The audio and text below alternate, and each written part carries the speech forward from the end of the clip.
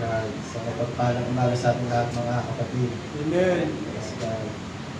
Saan sa tahanan tayo ng Diyos at wala tayong ibang inaasahan na maka-fellowship kundi ang ating Panginoon. Amen. Makasalamuha, ma-encounter mga kapatid. Hallelujah. Praise God. Naniniwala ba kayo mga kapatid na ang Diyos ay ma-encounter natin sa umagang ito? Amen. Praise God. Hallelujah. Hallelujah. Nasa pagkilos natin din mga kapatid kung paano natin makakasalamuha ang Diyos. Hallelujah. Kung paano tayo mag-response sa mga nangangaral, sa nagtuturo, sa mga awitin. Hallelujah. Praise God. Sabi nga ng devotion, hindi sa pamamagitan ng labi, hallelujah, masasabing nagpupuri na kagad tayo mga kapatid. Hindi sa pamamagitan ng mga labi o Diyos, hallelujah, na malaman na gusto talaga natin ma-encounter ang Panginoon mga kapatid. Amen. Kundi sa ating puso mga kapatid. Hallelujah. Praise God. Nawa ang pagkakagad natin na makasalamuha, maka-fellowship natin ng Diyos. Hallelujah. Magtagumpay mga kapatid. Amen. Amen. Praise God. Purihin po natin minsan pa ang Diyos. Hallelujah. Praise God.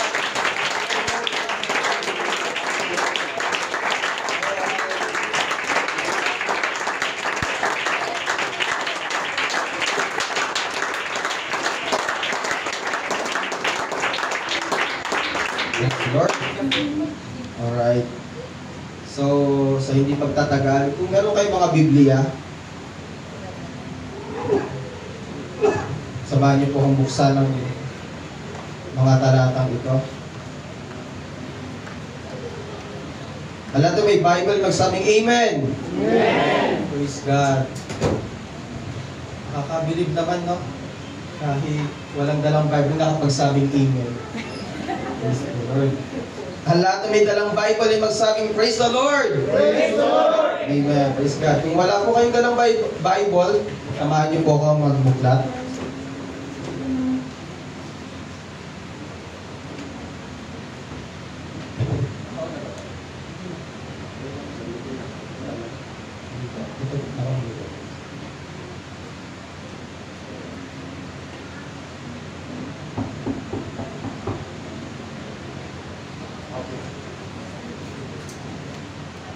Okay. So, in Psalms chapter 23, verse 1 to 3, praise God. Lahat po tayo ay magbasa. Verse 1, The Lord is my shepherd, I shall not want. He maketh me to lie down in green pastures. He leadeth me beside the still waters. He restoreth my soul. Wait lang pa, ano sabi? He restored my soul. Amen. He restored my soul. Sa Tagalog, pinapanumbalik. Praise God. Ibinabalik ng Diyos. And sabi, He leaded me in the path of righteousness for His name's sake. Amen. Praise God. Alright? Sa Psalms chapter 51 verse 12. Samahan niyo po akong basahin ito. Lahat na nakakabasa ay magsabing Amen. Amen. Praise God. Basahin po natin verse 12. Ready, go. Restore unto me the joy of thy salvation, and uphold me with thy free spirit. Amen. Pwede ba natin sabihin natin sa sarili na, ay sa Diyos, mga kapatid na, restore unto me the joy of thy salvation. Ready, go! Restore unto me the joy of thy salvation. Amen. Masaya pa ba kayo na sa tinaangkin yung kaligtasan ngayon mga kapatid? Amen. Praise God. Alright? And last verse, Proverbs chapter 6 verse 31. Mga kapatid. Okay? Verse 31, ready, go. But if he be found, he shall restore sevenfold. Sa ibang translation, 7 times. Pag ang Diyos nag-restore, mga kapatid, yung nawala, hindi lang yung ibinabalik ng 1 o 2 beses. kundi 7 times na binabalik ng Diyos. Amen. Hallelujah. Praise God. Nung mawawalan ka ng bahay o nawalan ka ng bahay, ibabalik ka ng Diyos, mga kapatid. Baka 7 times pa ng haba o lawak ng bahay o ng mahal sa buhay o anumang pag-aari, ibinabalik ng Diyos ng 7 times, mga kapatid. Amen. He shall give all the substance of His house. Amen. Praise God. At sa umagang ito, mga kapatid, ang ating pangangaral ay pinamagatang God of Restoration. Hallelujah. God of Restoration. Amen. Kapahin mo ang iyong katabi, sabihin mo sa Kanya, ang Diyos natin ay ang Diyos ng restoration. Amen. Praise God. Hallelujah. Itian mo and then praise God. Bago tayo umupo, hilingin natin si Pastor ang manguna sa ating panalangin. Praise the Lord, ang manaming Diyos na dakila at makapangyarihan. Salamat po, Panginoon, sa iyong mga salita na ngayon pa lamang ini-encourage kami, Panginoon. Hallelujah, na hindi mo kami pababayaan. Yes, at dalangin kami, Panginoon, na i-restore mo yung mga bagay na nawala sa amin. Yes, I-restore mo yung dati namin ginagawa. I-restore mo yung dati namin pagpupuri, Panginoon. Yes, Alam mo, Lord. Diyos, na mayroon kami pangangailangan na makalangit. Mayroon kami kailangan sa aming mga kaluluwa. Yes. Lord, i-restore mo ang dati namin pagsamba, pagpupuri, kaganlakan, Panginoon. I-restore mo sa lugar na ito ang masayang pagpupuri, pagdakila sa iyong pangalan. Pagpalain niyo po ang aming tagapagturo. Yes. I-anoint niyo po ang kanyang makalupang labi. Yes. Kayo po ang magsalita para sa kanya, Panginoon. Tago niyo po siya sa iyong likuran, Lord. Salamat na sa umagang ito. Kami ay tatanggap ng mga pagpapala makalangit na siya kailangan ng aming mga kaluluwa. Yes, Huwag niyo po Jesus. hayaan na uuwi kaming talunan, uuwi kami Yes, islo, claim it, uuwi Lord, in kami Jesus' pagkat name. ngayon pa lamang, Panginoon, kiniklaim namin ang Yes, restoration Jesus. sa aming pananampalataya sa lahat ng aming Oh, ginagawa, Panginoon. Lord. Lord, salamat na kami pasasayahin mo sa mga bagay na kung saan kami nangangailangan ng kagalakan in Jesus' name. In Jesus' name. Amen. Hallelujah. Hallelujah. Kung kayo po ay agree na magkakataon tayo ng tagumpay sa mga ito, mga kapatid, lakasan natin ang pagpupuli, pasalamatan na natin ang Diyos. Hallelujah. Let's be a part of Thanksgiving to the Lord. Yes, Lord. Salamat. Salamat ang Diyos. Hallelujah. Pagpupuli ka namin. Oh, hallelujah. Hallelujah. Hallelujah. Praise God. Praise the Lord. Hallelujah. Pwede po ba tayong magpuri, mga kapatid, na hindi lang kamay ang nag-create ng sound? Pwede ba natin buksan ang ating mga labi? Sabihin natin yung magagandang bagay na ginawa ng Diyos.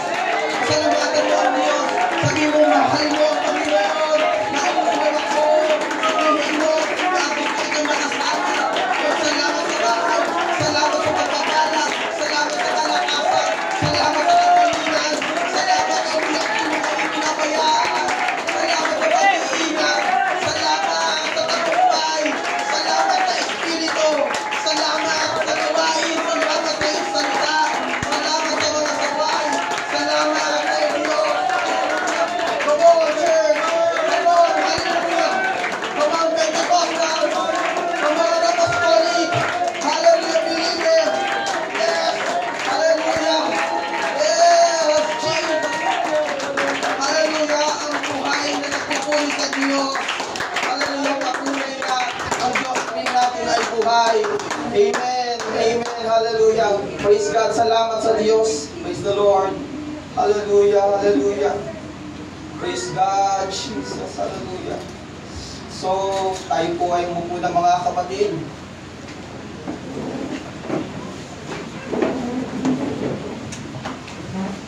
Una sa lahat, mga kapatid, hindi po ako fiery, turo, o mangaral.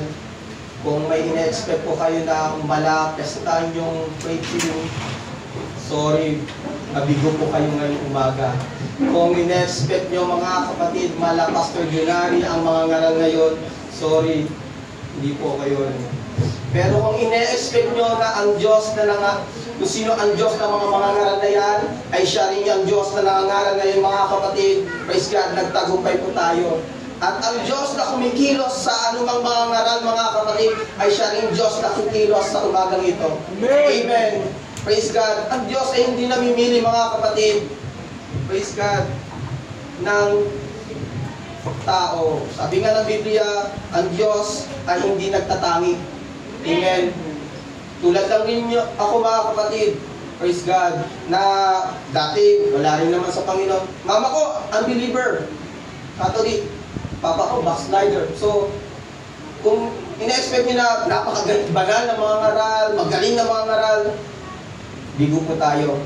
Praise God. So, salamat na lang, mga kapatid, na yung nakilala ng Diyos ay siya rin nakilala ko. Yung pinaglilingkuran nating Diyos ay siya rin yung Diyos na pinaglilingkuran ko. Dahil kung hindi ko nakilala ang Panginoon, mga kapatid, baka hindi ako nakatayo sa pulpitong ito at baka hindi ko kayo nakita o nakilala. And salamat sa Diyos, mga kapatid, gagamitin ako ng Panginoon sa inyo para ipahayag ang kanyang salita. And thank you sa Panginoon, mga kapatid, sa privilege na ito. Praise God. Pinahintulutan tayo ng Panginoon sa pangunguna ng ating pastor, Pastor Junari, na mag-share ng Word of God. Praise God. Hindi biro magdala ng salita ng Panginoon. Dalhin mo na yung pera ng bangko. Praise God. Ng walang pag-aalinlangan kesa sa magdala ka ng salita ng Panginoon. Dahil kakaiba, mga kapatid. Parang dala mo ang pera ng buong Pilipinas kapag ang salita ng Diyos ang dala mo. No? Kahit ilang beses na tayo tumatay sa pulpit, pero nakakaramdam pa rin tayo ng kaba. Feeling natin, may mangkod ata sa akin. Feeling ko, meron nakaabang. No? Iba ang kaba kapag nagdala ng salita ng Diyos. Amen. Amen. Praise God. Kahit na anong preparation mo pa, kahit gano'n ka pa ka-confident sa iyong sarili, pero kapag salita ng Diyos ang dala mo, ay merong kaba. Amen. Praise God. At salamat sa Diyos. Praise God. Tayo po ay gagamitin. Thank you, Pastor. At sa inyo, His Saints, na pahintulutan niyo po na ang mga ngaral na ito ay magbabahagi sa inyo ng salita ng ating Panginoon. Sa hindi pagtatagal, mga kapatid, ang ating title ay pinamagatang The God of Restoration. Amen. Agree ba kayo na ang Diyos ay ang Diyos ng restoration? Amen. Diyos na nagpapanumbalik, ang Diyos na nagbabalik, ang Diyos na kung ano ang nawala ay siyang magbabalik, mga kapatid. Amen. Siya ang Diyos natin, mga kapatid. At isa sa hinahangad ng Diyos, mga kapatid, ng ating Panginoon ay ma-restore yung relasyon ng tao mula sa Kanya. Amen. Sino ba yung inward sa atin na believer? Born again na, Pentecostal, UPC na, meron ba? Pero kahit na born again, inborn na sa ganitong pamumuhay, ganitong pananampalataya, meron pa rin bagay na kulang. Meron pa rin bagay na nawala. Praise God. Unlike doon sa totoong nakilala mo ang Diyos at na-encounter mo ang Panginoon. Amen? Kasi may mga pagkakataon na may mga mananampalataya, kaya lang na dumadalo sa bahay panambahan dahil sa kanilang kamag-anak, magulang. Amen? Pero ang totoo, sumasama lang nang walang relasyon sa Diyos. Walang personal na encounter sa Panginoon. Kaya naman, ang Panginoon laging hangad niya sa tao kahit na inward ka pang born again, ang iyong pamilya, hangad niya kahit kanino na ma-restore yung relasyon niya sa tao. Ma-restore yung relasyon ng tao papunta sa Diyos. At isa sa bagay, mga kapatid, na nagpapatunay na gusto ng Diyos ma-restore ang kanyang relasyon sa atin at ang relasyon natin mula sa Kanya, papunta sa Kanya, ito yung mga kapatid. Sa Bible, sa panahon ni Adan at Eva, mga kapatid, kung mapapansin nyo, hindi ka agad tinanggal ng Diyos. Hindi tinanggal ng Diyos, mga kapatid, yung tree of knowledge and tree of life. Amen? Diba? Kung nagkasala si Adan at Eva, mga kapatid, anong ginawa? Ang inalis ng Diyos sa Garden of Eden ay ang tao. Amen? Dahil may tree of life. Taglay na ng tao ang kasalanan, taglay na ni Adan at Eva ang kasalanan, at kung kakainin ang tree of life, wala nang kaligtasan. Wala nang dating relasyon. Kasi nung una pa lang mga kapatid, si Adan at Eva ay mayroong malapit na relasyon sa Diyos. Nararamdaman yung presensya ng Panginoon. Nararamdaman yung Espiritu ng Diyos, mga kapatid. Praise God. Ngunit nung nagkasala si Adan at Eva, mga kapatid, nalayo na. At nais ng Diyos, mga kapatid, yun ay ma-restore. Kaya sa halip na kainin ng tree of life na taglay ang kasalanan, pinalayas na lang ng Diyos silang Adan at Eva kahit masakit sa Diyos. Diba? Hindi nagpalayas ang Diyos, mismo siya. Hindi siya mismo ang nagpalayas sa Garden of Eden. Sino ang nagpalayas, mga kapatid? Yung kanyang cherubim, angel. Pinalayas niya, mga kapatid. Dahil masakit sa Diyos, na mismo siya ang magpapalayas sa tao. Amen. Kaya, next na hakbang ng Panginoon, nakikipag-ugnayan ang Diyos kay Noah. Nakipag-ugnayan ng Diyos kay Noah na magkaroon ng kaligtasan. Sabi ng Panginoon, bubunawin ko ang mundo sa pamamagitan ng baha. Pero nakita ng Diyos, si Noah, mga kapatid, ang relasyon niya, praise God, ang relasyon ni Noah sa Diyos, mga kapatid, ay nandoon. Sabi niya, may chance. Naisip ng Diyos na mayroong pagkakataon na manumbalik yung relasyon niya sa pamagitan ng matutuwid na tao. Kaya pinili si Noah, mga kapatid, na gumawa ng arko. And then, hindi nagtagal, mga kapatid, nakita si Abraham, nakita yung pagsunod ni Abraham, mga kapatid. Kilala niyo ba si Abraham? Praise God. Nakita ng Panginoon si Abraham. Nakita yung pananampalataya kung gaano katindi, mga kapatid, ang pagsunod ni Abraham. Na kahit ang mismong kanyang anak, nag-iisang anak, praise God, handa niyang ibigay sa Panginoon. Handa niyang isakripisyo sa Panginoon. Praise God. Manatili lamang siya sa relasyon niya sa Diyos. Praise God. Yung pakikipag-ugnayan ng Panginoon kay Adan at Eva, kay Noah, kay Abraham, mga kapatid, patunay na ang Diyos ay naghahangad rin na makasama ang tao. Amen? Amen. Dahil yung taong ayaw niya nang makausap ang isang tao, makausap pa lang ay ayaw niya na rin yung makasama. No? Amen. Praise God. Ang Diyos laging nakikipag-ugnayan sa tao. Noah, Abraham, praise the Lord. And then hanggang sa dumating sa panahon ni Moses, mga kapatid. Ang lahat na nakakilala kay Moses ay magsabing Amen. Amen. Praise God. Sa isang pagkakataon, mga kapatid, nagkaroon ng problema si Moses at na-encounter niya ni Moses ang Diyos. Praise God. Sa isang nagliliyab na puno, mga kapatid, maliit na puno. And tingnan niyo, mga kapatid, no, yung sitwasyon na yung burning bush, puno na nagliliyab na hindi natutupok, ginamit ng Diyos para makausap si Moses. Amen? Kahit anong bagay kayang gawin ng Diyos, makausap ka lamang. Amen. Amen? Isang gagamitin ng Panginoon, mga kapatid, yung pangyayari, hindi ibig sabihin, nangyari lang yan. Kundi may pangungusap ang Panginoon. Right. Gagamitin ng Diyos ang tao. Gagamitin ang kapitbahay. Gagamitin ang mga bagay. Gagamitin ang panahon, mga kapatid, para iparating yung mensahe niya. Amen?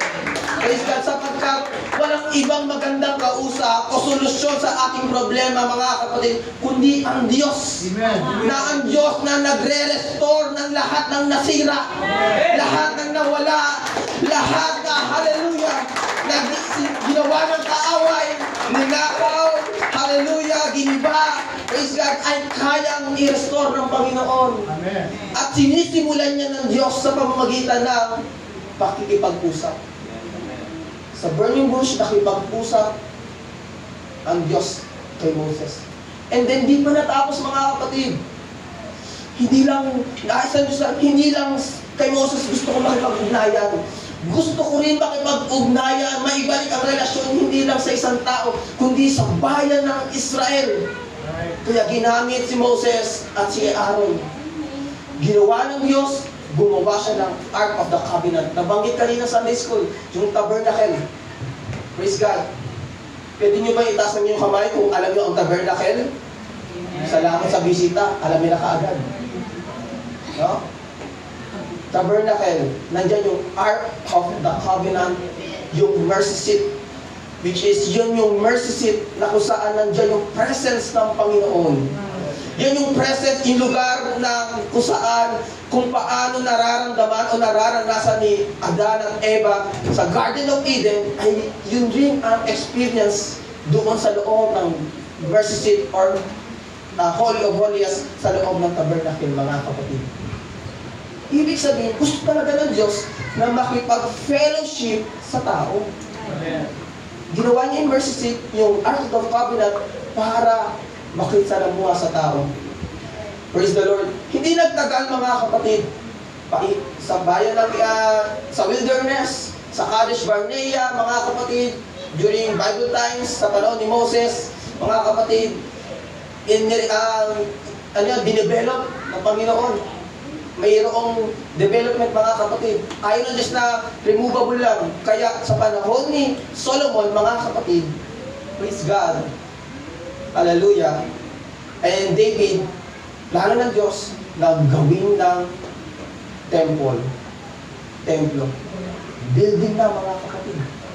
Plano yun kay David pa lang, pero hindi karapat-dapat si David ang siyang gumawa, kaya kay Solomon pinagawa ng Panginoon. At nung nagawa na yung temple, mga kapatid, yung siyang lugar na kung saan, hallelujah, na sinabi ni David na gusto niyang manahanahan sa temple ng Panginoon. Praise God. Sa panahon ni Solomon, naranasan yung mga kapatid. Dahil ang templo ng Panginoon ay napakabanal sa lugar na yun, mga kapatid. Walang ibang ginagawa kundi ang paglingkuran. Hallelujah. Kapag papasok sa temple, mga kapatid, sasabi ng mga ngaral, kinakalimutan ang sarili. Amen. Sa panahon natin ngayon, iba na. No?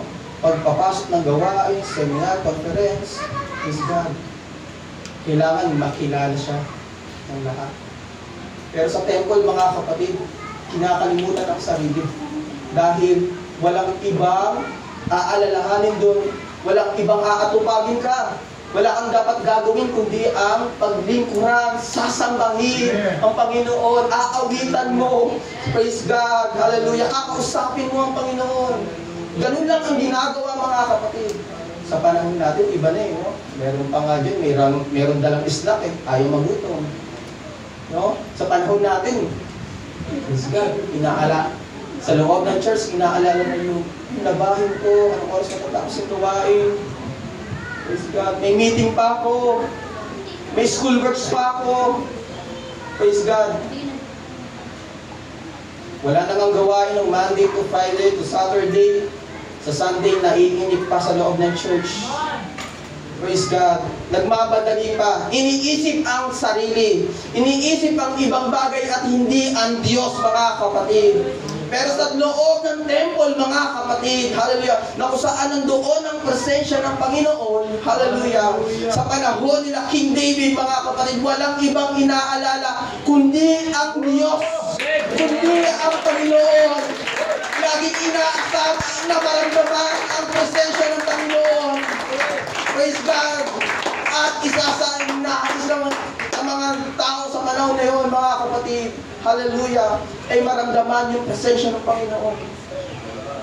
Kaya nga, tingnan niyo, mga kapatid, no? Si King David, nahubaran siya ng kanyang damit, hari, hindi buong katawan, no? Hindi buong suot, mga kapatid. Kasi merong inner cloth sa loob, ang mga hari, no? At kahiyan na mahubad yun sa loob. Kahit nasa loob ka ng palasyo, makita ng iba, mahubaran ka ng iyong damit panghari, kahihiyan na yun. Pero hindi alintana ni David na yung lugar. Amen. Kaharian puti, comfort zone puti. Pero hindi niya inisip na comfort zone niya yun, mga kapatid. Bakit? Kasi yung ginagawa niya ay dapat gawin niya yung sa loob ng templo. Kinalimutan niya yung kanyang palasyo. Yung palasyo, ginawa niyang templo ng Diyos. Kaya noong ginawa niyang templo ng Diyos, nagpuri siya, hallelujah, praise God, naramdaman niya ang presensya ng Diyos, naribad siya, naniniwala ako, tulad kung sa panahon ng Acts chapter 2, kung paano napuspos ng Espiritu ang mga lingkod ng Diyos, ay ganoon rin naramdaman ni King David, mga kapatid, kaya nahubaran siya ng kanyang damit pang hari. Praise the Lord.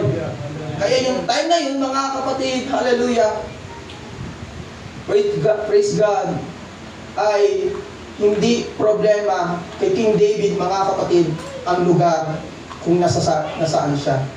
Inisip niya, itong lugar na to ay templo ng Panginoon. And then, mga kapatid, naging templo na. Isang lugar na banal, hindi na natatanggal kasi ang tabernacle, removable, tent siya kung saan pwedeng dalhin, mga kapatid, kung saan iuutos ng Diyos. At kung naging templo na, mga kapatid, ay dumating rin sa panahon ng New Testament. After na Alexander the Great, tapos nasakop ang Israel ng Roman Empire, mga kapatid, nandun pa rin yung templo ng Panginoon. At habang captive ng Roman Empire ang Israel, mga kapatid, hallelujah, doon na pumasok ang Messiah. Amen. Praise the Lord. Yung pagdating ng Messiah, mga kapatid, ay nagpapahiwatig na gusto niyang makasama ang tao.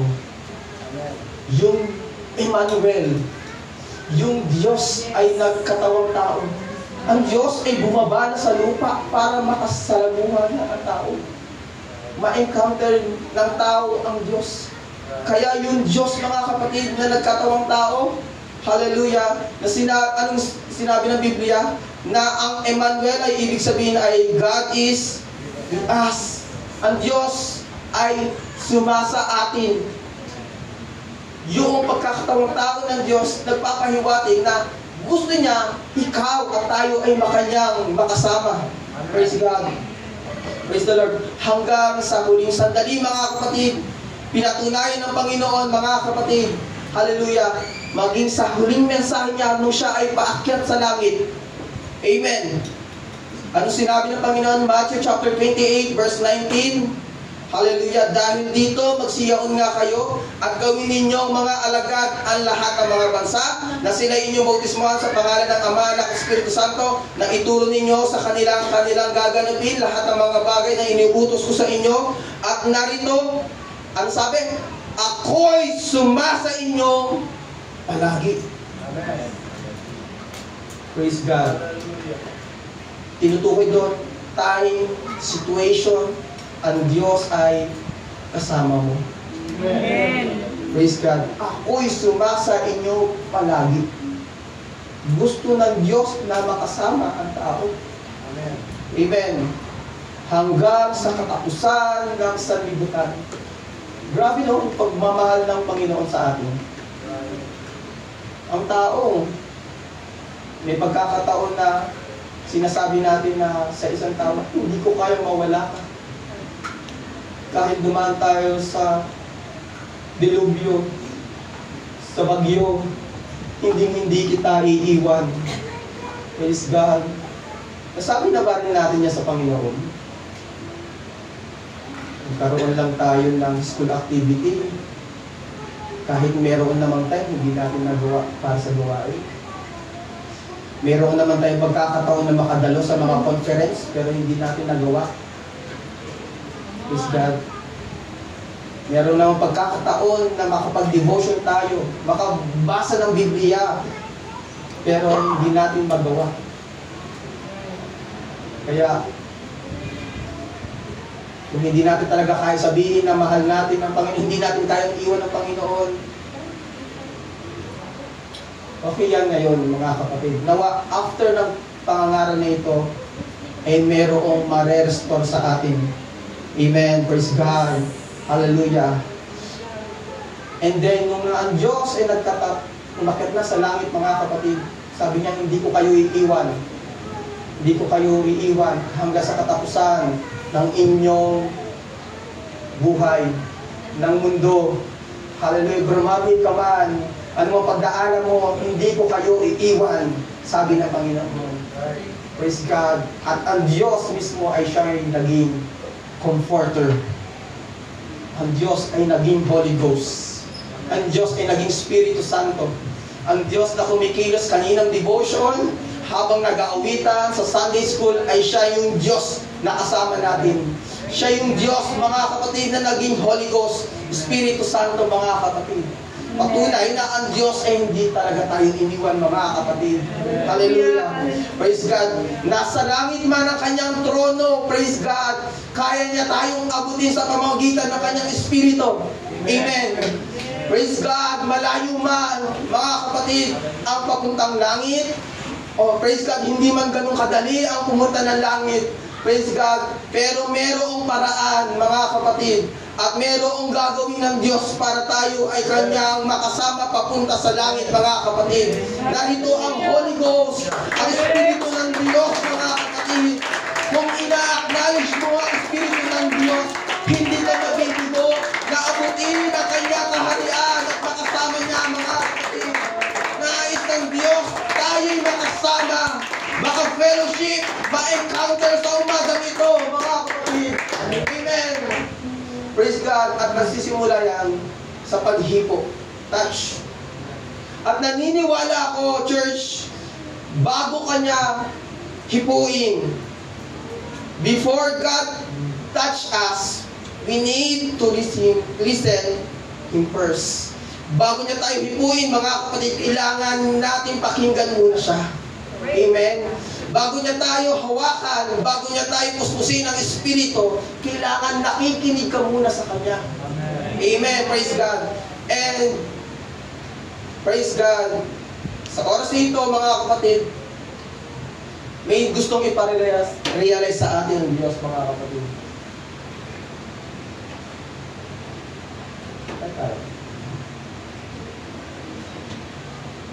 Sige pa, next na. Alright.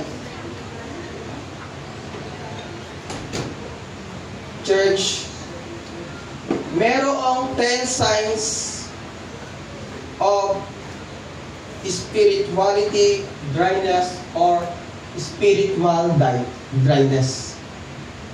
Merong 10 senyales ng pagka-dry ng spiritual. Praise God. And yung dryness, mga kapatid, after ng dryness, pagtuyot tayo, yung halaman, pagtuyot. After niyan ay kamatayan, mamamatay. Pero bago pa mamatay yung isang puno o spiritual natin, mga kapatid, may senyales yan. Amen. Spiritual dying is going to eternal death. Kapag patay ka ng spiritual, kahit buhay ka makalupa, ang inyong katawan, patay ng spiritual mo. Ang next niyan ay eternal death. Praise God. Kaya,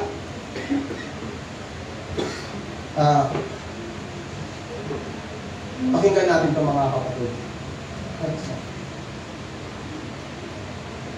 Praise God. Number 1 sa 10 signs ay losing priority. Or losing passion. Okay. Pagkawala ng passion sa gawain ng Panginoon. Praise God.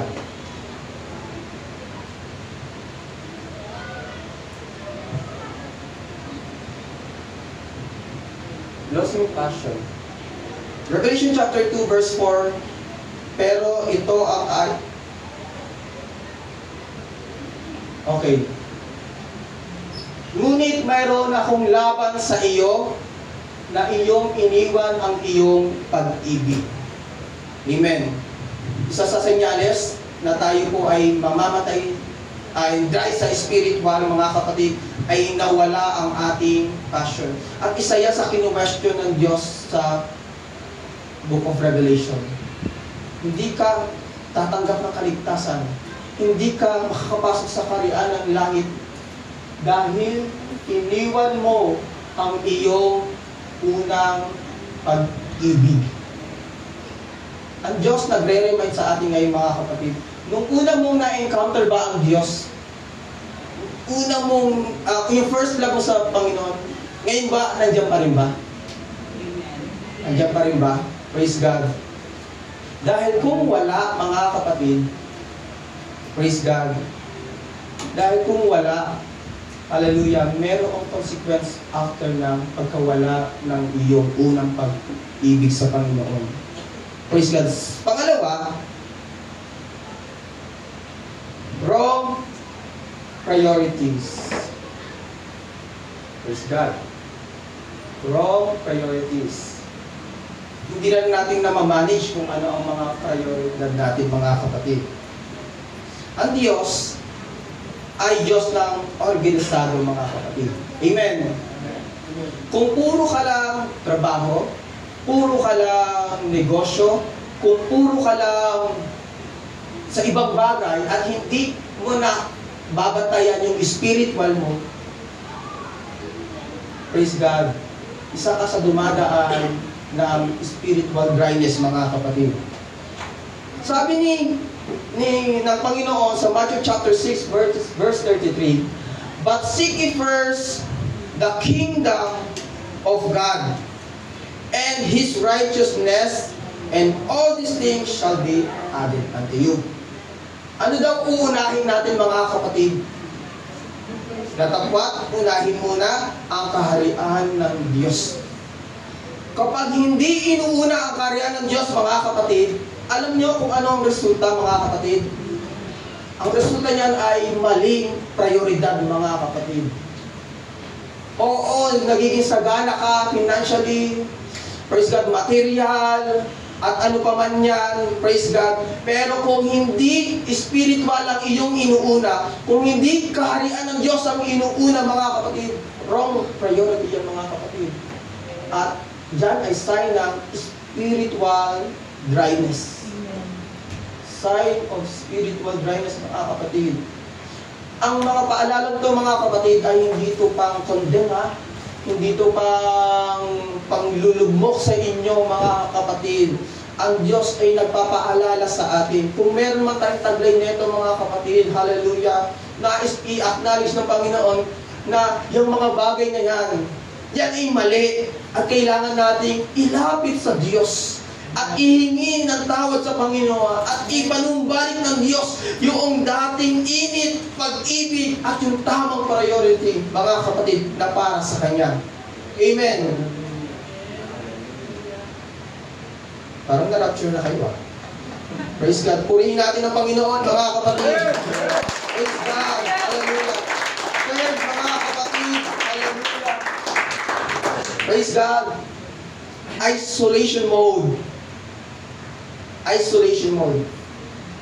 Ang isolation mode, mga kapatid, ay yung ikaw ay lumalayo na. No? Inihiwalay mo na ang iyong sarili sa fellowship. Praise God. Inihiwalay mo na ang iyong sarili sa mga spiritual activity. Mas gusto ko na nasa school. Mas gusto ko na kasama yung mga kaibigan kong unbeliever. Mas gusto ko na nasa mall. Mas gusto ko na naglalaba. O maglinis ng bahay. Praise God. Ina-isolate mo ang sarili mo. Ayoko nang makita si sister. Ayoko nang makita ang mga kapatiran sa church. Ayoko nang makarinig ng kanilang tinig. Narinig din ako. Spiritual dryness. Praise God. Isa dyan ay ang isolation mode, mga kapatid. Praise God. Isolation mode. Sabi ng Proverbs 18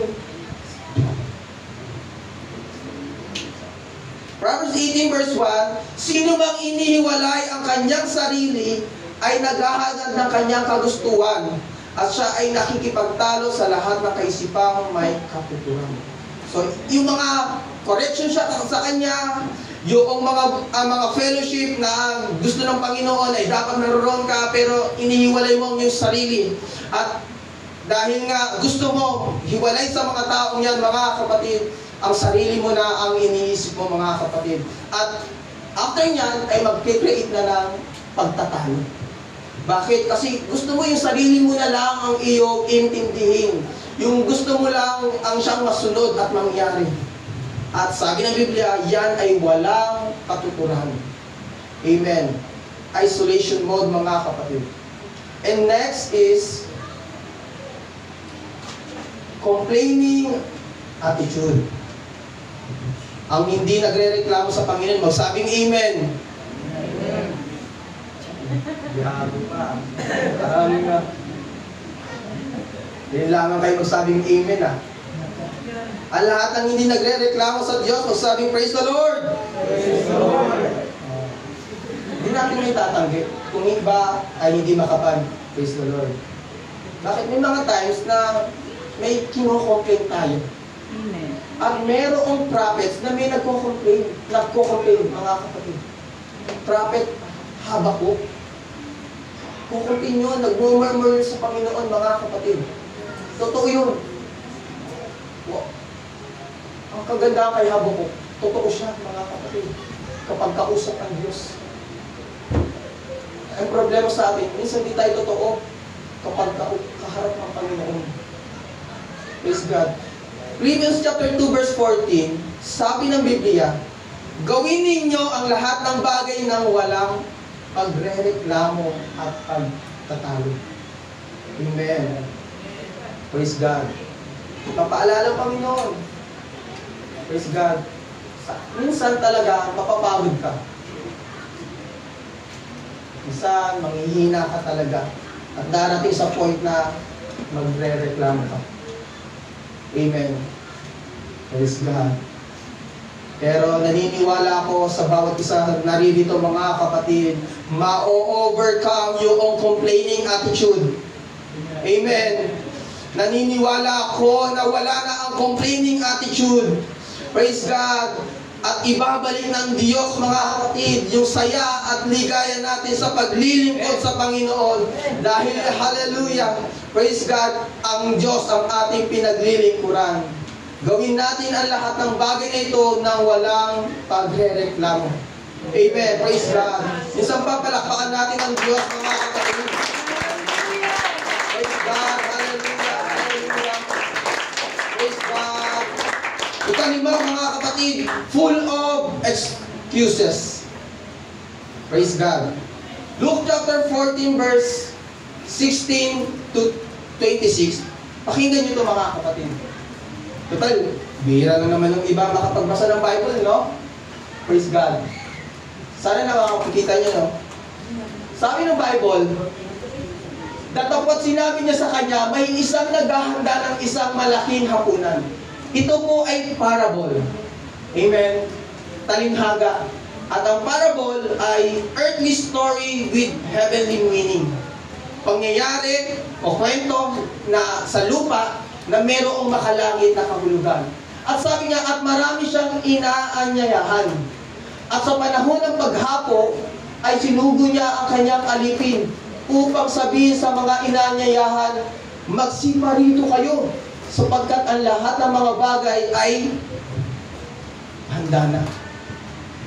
Sabi ng Lord, Panginoon, ng Master, nag-invite siya, pumasok kayo, at ito ay handa na. Ang ganda ng invitation, no? So, ibig sabihin, wala kang ibang gagawin kundi makiselebrate. Hallelujah. Praise God. And next, at silang lahat na parang iisa ay nangangagpasimulang ng dahilan. Yung invitation ng Diyos ay nirefuse ng mga in-invite. At sabi nila, sa kanya'y sinabi ng una, bumili ako ng isang bukid. Kailangan akong umalis at tingnan. Yung isa, pinamamanin ko sa iyo na pagpaumanhin mo ako. Bumili ako ng 5 magkatuwang na bakang lalaki. Paparoon ako upang sila'y subukin. Ipinamamanin ko sa iyo na pagpaumanhin mo ako. So, may reason, mga kapatid. Meron silang alibay sa Panginoon, mga kapatid. And then, sa sumunod na verse, dumating. Praise God.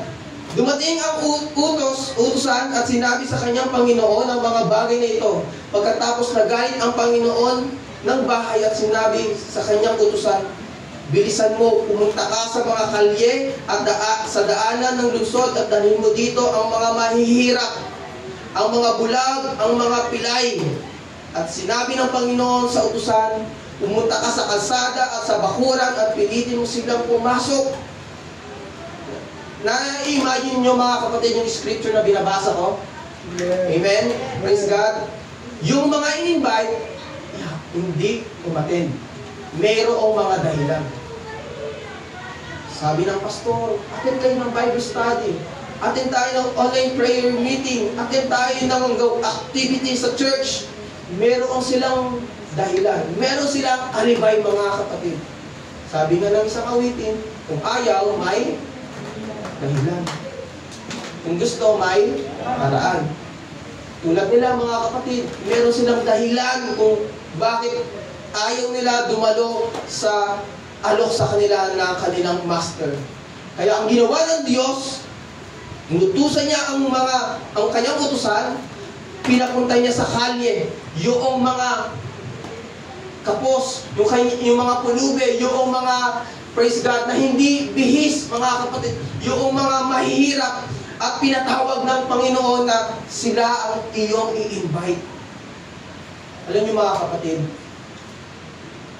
praise God, kung lagi tayo may dahilan na hindi makadalo ng gawain, hindi maka-attend sa anumang pagtitipon sa Panginoon, darating yung time na ibibigay ng Diyos yung kaligtasan na tanggap mo sa iba. Praise God. Yung mga taong hindi nagpapahalaga sa kaligtasan na natanggap niya, ibibigay yan ng Panginoon sa iba. Kung ngayon na pinapahalagaan mo ang kaligtasan na natanggap mo sa Panginoon, salamat. Pinahalagaan mo. Sa mga tao na hindi pinahalagaan ang kaligtasan na natanggap niya, merong nag-aantay dyan mga kapatid at doon niya ibibigay ng Panginoon mga kapatid. Naniniwala ako mga kapatid na ang bawat isa rito ay nagpapahalaga ng kaligtasan na natanggap natin sa Panginoon. Amen. Dahil kung hindi natin yung pahalagaan, aalisin niya ng Panginoon at ipapaubayan niya sa iba. Praise God. Kaya wag laging meron kang dahilan sa gawain ng Panginoon. Hanggat maaari mga kapatid, meron kang makitang paraan para makadalo sa gawain ng Panginoon. Praise God. Hallelujah. Kung noon may mga dahilan tayo, wala akong sasakyan, wala akong pera, praise God, hallelujah, hirap ako makadalo ng gawain ng Panginoon. Meron ng paraan, binigay na ng Panginoon, mga kapatid. Bakit meron ka pa rin dahilan na hindi makadalo ng gawain? Bakit may mga dahilan ka na lagi ka rin late sa gawain, mga kapatid? Ang pagiging late, mga kapatid, ay isa sa rason, mga kapatid, na hindi mo pinahalaga ng kaligtasan na natanggap mo. Praise God. Dahil ang kaligtasan na yan, mga kapatid, hallelujah, naisip pa, i-remind sa atin ng Panginoon na huwag niyong sayangin, huwag niyong pabayaan, sa halip, palaguin pa natin ito, mga kapatid. Palaguin natin ito dahil may mga kaluluwang naliligaw, may mga kaluluwang nangangailangan ng kaligtasan, at sa tulong mo, mga kapatid, ay maaabot natin yun. Praise God. Sabi sa verse 26, kung sino man ang lumapit sa akin at hindi namumuhay sa kanyang sariling ama, ina, asawa, anak, mga kapatid, oo, pati ang kanyang sariling buhay. Amen. Hindi siya maaaring maging alagad ko. Kung hindi natin kayang iwan yung ibang mga bagay para sa Panginoon, sabi ng Bible, hindi siya maaaring maging alagad ko. Praise God. Praise the Lord.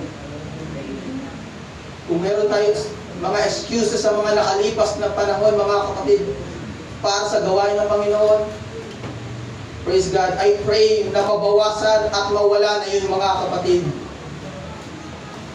6, mga kapatid, oversensitive. Praise God. Proverbs chapter 19 verse 11, ang bait ng tao ay nagpapakupad sa galit, at kanyang kaluwalhatian na paraanin ang pagsalamsam. May mga time na tayo po ay oversensitive. Amen. But sinabi ng Proverbs, mga kapatid, isang glory ang paraanin na lang yung mga bagay na masakit, na hindi mo tanggap, hindi mo kaya, ay pinaparaan mo na lang. At yan ay glory, mga kapatid. Kapag ikaw ay oversensitive, mga kapatid, yan ay sign, mga kapatid, na magiging dry na ang ating spiritual. Madali nang matisod. Praise God. Madali nang konting saway lang, mga kapatid, na-offend na kaagad. Praise God. Sign yan, mga kapatid, na spiritual dryness. 7, mga kapatid, malapit na tayo. Negative finder or fault finder. Praise God. Kapaghanap ng mali. Praise God. Church, gusto tayong kausapin ng Panginoon heart to heart. Amen. Walang perfect na minister o pastor. Walang perfect na leader. Amen. Kahit saan ka pumunta, mga kapatid, may makikita kang mali. Ang problema sa mapaghanap mo ng mali, ikaw ang problema. Your attitude, your spirit ang siyang problema. Ngayon, salamat, meron tayong nasusilungang church. Kasi kung hindi tayo namumuhol, nababagong spirito natin sa loob ng church na ito, praise God, sino ang magbabago sa iyo? Kung makapunta ka sa ibang church na hindi ka nire-review, kukonsintihin na lang ang iyong attitude. Praise God, dalawa kayo na nagkukonsinti sa iyo. Pero salamat, merong may correction, merong rebuke, mga kapatid. Hallelujah. Nangungusap ang Diyos sa bawat isa. Ano man department mo, member ka man, first timer ka, please, alisin natin ang pagiging mapaghanap ng mali. Sa halip, tulungan natin yung nagkamali. Praise God, ipanalangin natin ang nagkamali. Especially leaders, mga kapatid. Hallelujah. Naranasan ko yan, mga kapatid. Ang hirap na tignan ka sa iyong pagkakamali. At ikaw na lang, bawat kilos mo, kahit na ang salita ng Diyos yung pinapangaral mo, mali ang nakikita sa iyo. Mahirap, mga kapatid, dahil ang nangangaral ay walang ibang kakampi. Pero yung mga naghahanap, nagiging kakaisa yan sila. Maaaring ang isang buong congregation, mga kapatid, magkaisa yan. Walang kakampi, mga kapatid. Kaya church leaders, members sa bawat isa, hallelujah, ipanalangin mo ang mga nagkamali, ang mga nagkasala sa iyo, ang nakasakit sa iyo, sa halip, hallelujah, i-build mo ba ang relasyon mo sa Kanya?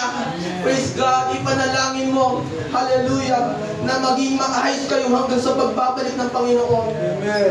Isa sa paalala ni Apostle Paul, mga kapatid, Philippians chapter 4 verse 8, sa katapusan, mga kapatid, anumang bagay na katotohanan, anumang bagay na kagalang-galang, anumang bagay na matuwid, anumang bagay na malinis, anumang bagay na kaibig-ibig, anumang bagay na mabuting ulat, kung may anumang kagalingan at kung anumang kapurihan, sabi ni Paul, ay isipin ninyo ang mga bagay nito, mga kapatid. Hallelujah. Praise God. Gawin ninyo para sa Panginoon. Hallelujah. Church, hallelujah. Hindi to binigay ng Panginoon dahil para marinig nyo lamang. Ibinigay ang mensaheng ito dahil gusto ng Diyos na may mabago, mga kapatid. Naniniwala ko ang Hindu Saints ay ang church na imararapture.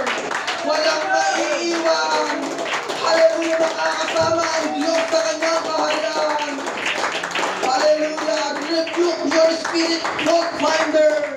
I-rebuke nyo ang mga mapaghanap ng mali.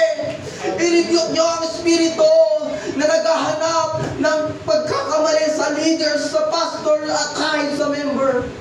Praise God. Ang Diyos nagpapaalala, mga kapatid. Hallelujah. Sabi ng Panginoon, touch not my anointed. Hallelujah. Praise God. Hindi ang consequence, mga kapatid, ng umupo na ng pagkakamali ng leaders. Hallelujah. Higit pa yan, mga kapatid, sa sumpa. Hallelujah. Higit pa yan sa pagkabigo sa iyong buhay kapag ikaw ay namumuna sa mga inanon ng Diyos. Church, hallelujah, nais ng Diyos maging maayos ang ating espiritu. Yes, hallelujah, nais ng Diyos maging mabunga ang ating espiritu sa tama at sa mabuti, mga kapatid. Hallelujah. Second to the last, praise God. Ang Diyos nagpapaalala, mga kapatid, reading but not learning. Hallelujah. Nagbabasa pero hindi natututo. James chapter 1 verse 22. Tulutan niyo po kung tapusin ito. Hallelujah. Praise God. Datapwat, maging tagatupad kayo ng salita. Amen. Maging tagatupad kayo ng salita. Huwag tagapakinig lamang na inyong dinadaya ang inyong sarili. Praise God. Nagbabasa kayo ng Bible, tinuturuan kayo ng Biblia, ng salita, ng prinsipyo ng Diyos. Ang nais ng Diyos dyan ay maging tagatupad tayo, mga kapatid.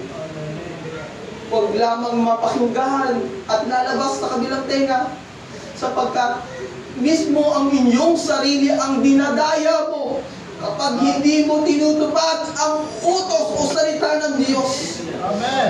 Ayaw ng Diyos na dayain mo ang iyong sarili, sapagkat walang ibang malulugi dyan kundi ikaw rin mismo. Kaya nais ng Diyos ang bawat na nakipapakinggan mo, nababasa mo, ay iyong tuto pa rin. Kaya church, huwag mong sayangin ang mga pangangaral na iyong napakinggan sa devotion, sa Sunday school, sa online Bible study o prayer meeting. Huwag mong sayangin. Yes. Praise God. Number 9, praise God. Listening but not hearing. Praise God. Nakikinig pero hindi merong pagkakaiba ito, mga kapatid. Listening but not hearing. Listening includes what you heard o doing what you heard. Ang listening, yung pinakinggan mo ay ginagawa mo. But yung hearing is just hearing but no application. Saan tayo doon? Yung listening or hearing. Pag hearing, pinakinggan mo pero walang application.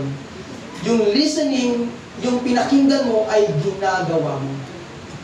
Sabi ng Matthew chapter 13, mga kapatid, hallelujah, kaya't sila ay pinagsalitaan ko sa mga talinghaga sapagkat nagsisitingin ay hindi sila nakakita at nakakinig ay hindi sila nakakarinig. Ito yung introduction ni Pastor kanina bago tawagin ang iyong mga ngaral. No? Yung salamat, mayroong bagamat siya'y bulag, pero may mga bagay siyang nakikita ng mga nakakakita. Praise God. Praise the Lord. Hallelujah. Praise God. At nakikinig at hindi nakakarinig. At may mga mga bingi, mga kapatid na nakakarinig sa may mga pakinig pero hindi naririnig na mga bagay na dapat makinig na galing sa Panginoon at hindi nila nauunawaan. And last, mga kapatid, number 10. Dito tayo magtatapos, mga kapatid. Hallelujah. Number 10. Pasensya nyo na tumagal. Ang lahat po yung magbasa. Praise God. Attacking spiritual authority. So, hindi ko naman may tatanggi sa inyo, mga kapatid. Nakakapagpuna rin ako ng pagkakamali ng mga leaders. Kasi may mga kanya-kanya tayong principle, no? But, huwag nyo nang gawin, yung nakikita mong mali ay ibahagi mo sa iba at naghahanap ka ng kakampi. Maging sensitive ka sa iyong espiritu, mga kapatid. Dahil hindi espiritu ng Diyos ang ganyang bagay na yung, porque napuna ka, harap ka ng kakampi, at atakin niyo yung leader, yung authority, mga kapatid. Praise God. Alam niyo mga kapatid, pinahintulot ng Diyos, hallelujah, na mayroong opposition sa ating mga gustong mangyari. No? Pinahintulot ng Diyos yan, sapagkat kung walang o-oppose sa mga gustong mong mangyari, hindi mo makikita ang kalooban ng Panginoon. Easy na lang ang mga bagay na ginagawa mo. Walang nag-o-oppose sa'yo. Parang kalsada na walang house. Hindi mo namamalayan. Bangga ka na. Mali ka na. May mga saway, pag-rebuke mga kapatid. Pinahintulot ng Diyos yan.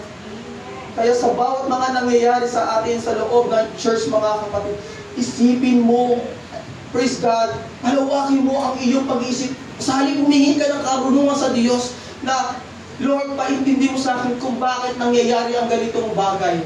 Hallelujah. Sa halip na punahin mo ang nagsaway sa iyo, punahin mo ang mga nangunguna sa iyo. Praise God. Sapagkat ang mga leaders na yan, sinabi si Pablo, ang bawat kaluluwa ay pasakop sa mataas na kapangyarihan. Praise God. Mula na dumating ako dito, nag-submit ako kay Pastor Binari, na Pastor G. Ano man ang kanilang command, kahit na ayaw ko, pagod ako, papasabit ako sa kanila.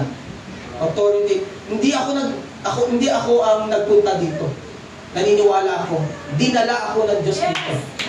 At sino man sa ating naririnig ko mga kapatid, although ikaw ay galing sa ibang church, may kinamulatan kang ibang pastor, praise God, isipin mo, ang Diyos nagdala sa iyo dito at pinapaubaya ka ng Diyos sa kanila, sa mga leaders na yan. Amen! Sa leaders ng mga tatay, sa youth, pinaubaya tayo sa kanila mga kapatid.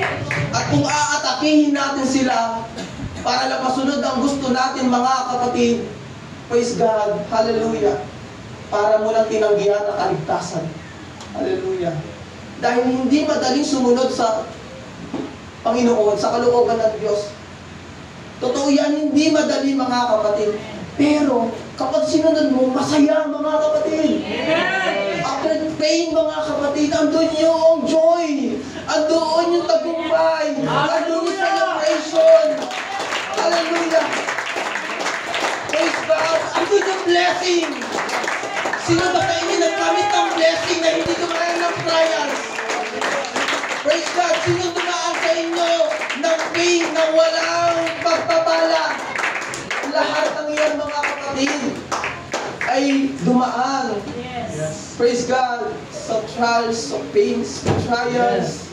Hallelujah. Minsan parang gusto mo naman sumuko eh. Praise God. Pero panatilihin nyo natin ang pagpapasakop sa ating mga leaders mga kapatid. Hallelujah. Hallelujah. Praise God. Kung meron kayong Espiritu ng Diyos sa oras na ito mga kapatid, mananatili ang pagpapasakop nyo sa inyong mga leaders. Kung wala man mga kapatid, malaya kang lumapit sa Diyos. Hallelujah. Praise God. Malaya kang lumapit sa Diyos. Praise God. Pwede po tayo